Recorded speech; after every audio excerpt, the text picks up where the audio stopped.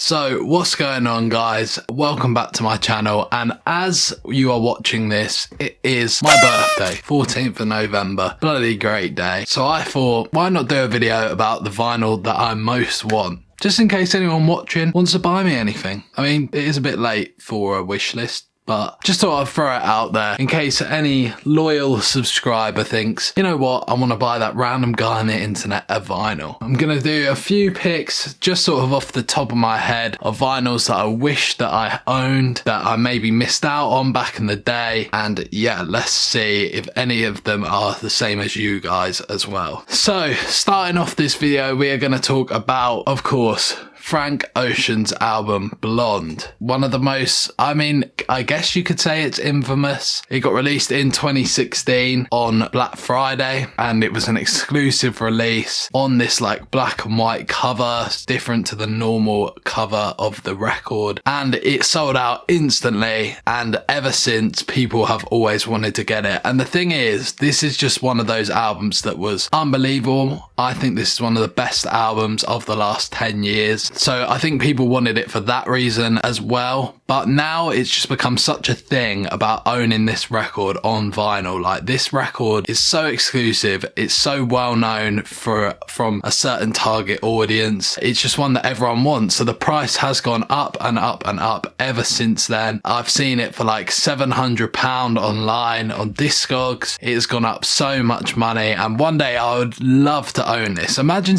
having your collection and being able to say, oh yeah, you want to listen to Blonde on vinyl? Yeah, I've got it. Like, imagine the flex, the absolute flex of saying that. So this is one that I definitely would want. To anyone who has got it, right, what do you do with it? Because I was thinking, for a record that amount of value, do you just put it in your vinyl shelf of your other records? Or do you like keep it in a frame, or like bloody have a shrine to this record? Like, what do you do with it? Because if one day I ever own it, I'm like, I surely can't just put this with the rest of my records. But then again, who knows? Blonde has to be a record that I wish I owned. Secondly, back in 2016 again, Skepta released his album Konichiwa. And I remember at the time being in the prime of sixth form, sort of going through a bit of a phase where I listened to more like hip hop and rap. And this was when grime was like in the second wave and it was coming to the very peak. So many people were listening to grime every time you went out. Every time, for me, it was parties at the time. Everyone was playing Shut Down, That's Not Me. It was going off everywhere. And so when Skepta released this album,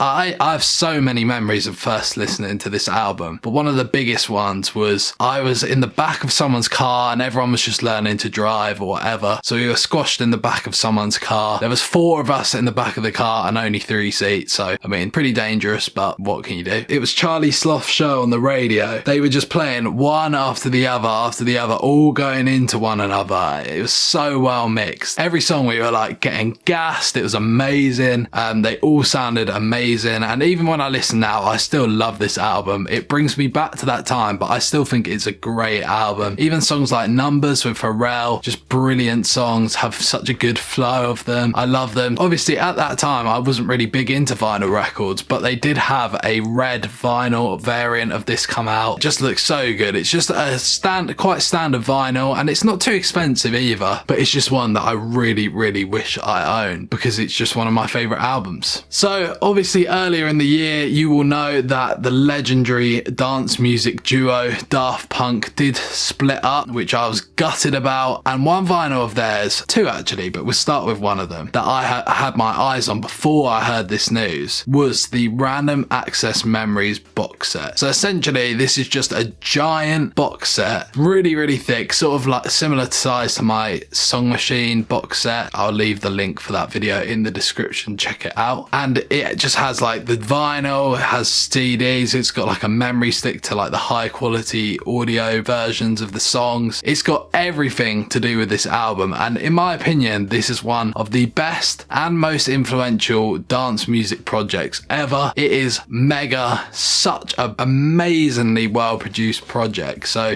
it will be one of my favorite favourite vinyls to own, especially considering how much I love the album and how good it is, how cool all the exclusives look. It looks like a fantastic box set and one that I really, really wish I'd got at the time. So last year before they split, I think I saw it for like 300, 400, 500 quid maybe. It definitely wasn't too expensive. And now obviously they've split up and it's like $2,000 on their website. So it must be one of the most expensive vinyls that I've ever seen. But the thing is, people know they're never releasing music anymore, so they can up the price because they know nothing like that's ever going to come out again, which is gutting. But same artist, different vinyl. I have actually seen Discovery, which is probably one of the best dance music albums of all time. I have seen a Japanese variant of this record come out. This would have been from back in the day, like way back in the day. Just has like the Obi strip and it has an alternative cover and it just looks unbelievable. The music videos to the album were like anime. So in my head, when I think of Daft Punk during this era, I think of those animations and just stands out so clearly to me. It would be so sick to own a Japanese variant of this album, and also since Japanese variants are higher quality, it would be cool to have it as like the best quality album that you could buy. Now, one addition to this list that I just want to see,